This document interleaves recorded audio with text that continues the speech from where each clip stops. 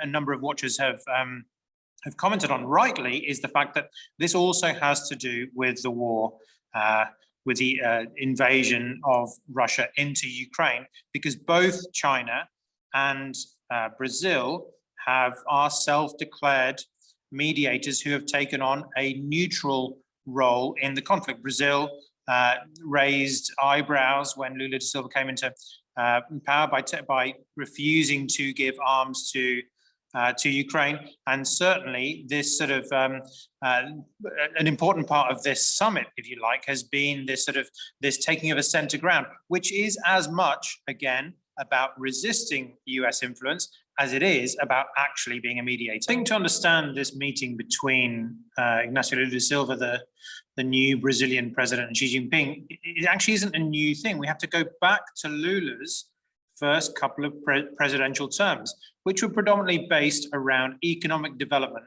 and a relationship with China at that particular point in time. Prior to that tenure, Brazil's biggest trading partner was the USA.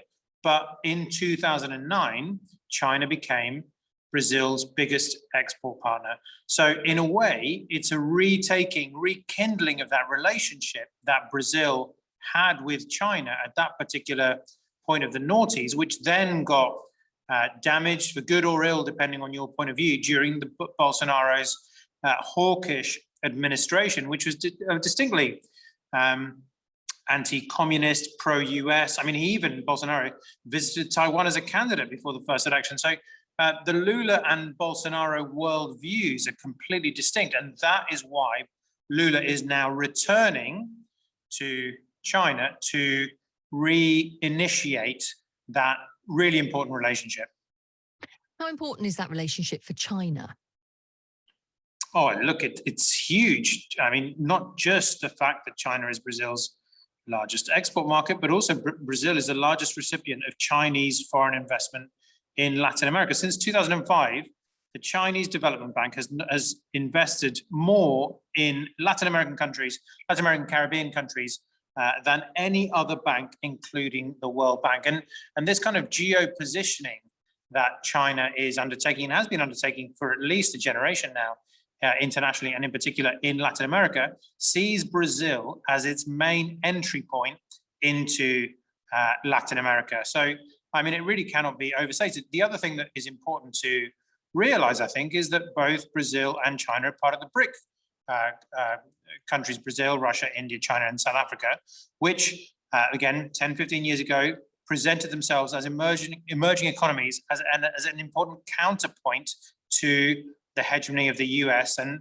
the dollar. And that specifically was dealt with and spoken about by Lula da Silva yesterday, when he not just implicitly, he directly criticized the ongoing use of the dollar and the International Monetary Fund in an international context, and said that they had no official dominion internationally, that Brazil wanted to be a part of this new emergent economies and nations, which would serve as a counterweight to US control internationally.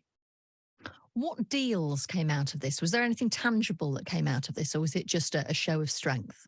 Really just a show of strength. I mean, nothing much beyond. I mean, I think the way we can really understand this is, of course, in terms of Lula positioning himself internationally, but also relaunching this kind of Brazil on the world stage, returning Brazil to an international portfolio and as an active agent on the world stage.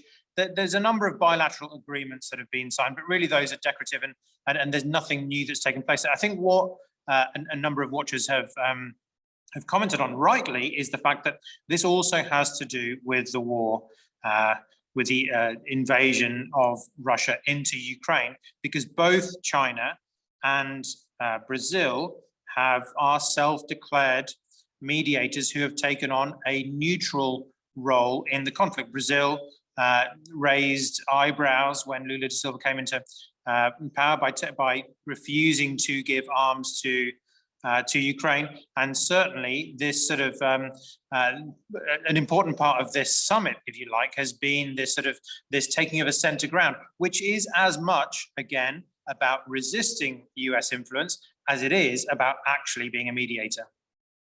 It was a long meeting that they actually held. I was reading that it was it around 3 hours. It had run much longer than they thought. Do we get a sense of whether President Xi and President Lula actually get on personally, or is this more about kind of the benefits for their country? I think it is about the benefits, but it is also about, I mean, it's important to remember that we've just seen Emmanuel Macron also go visit China on an official state visit as well. So I think this is very much about, again, this counterweight about offering a space for international leaders who perhaps have a different worldview, and offering time to be heard and understood as well. And for sure, that the huge amount on the agenda. And also, it's not just Lula who visited the country. I think we can see that the summit as being important in and of itself, but he is being accompanied by an expansive array of business people, ministers, governors, which, you know, the likes of which an international visit does not normally hold. Thank you so much for watching. You get extra points for making it all the way to the end of the video. And if you want to see more from me, Chloe and Callum, you can join us every Friday to Sunday on Times Radio from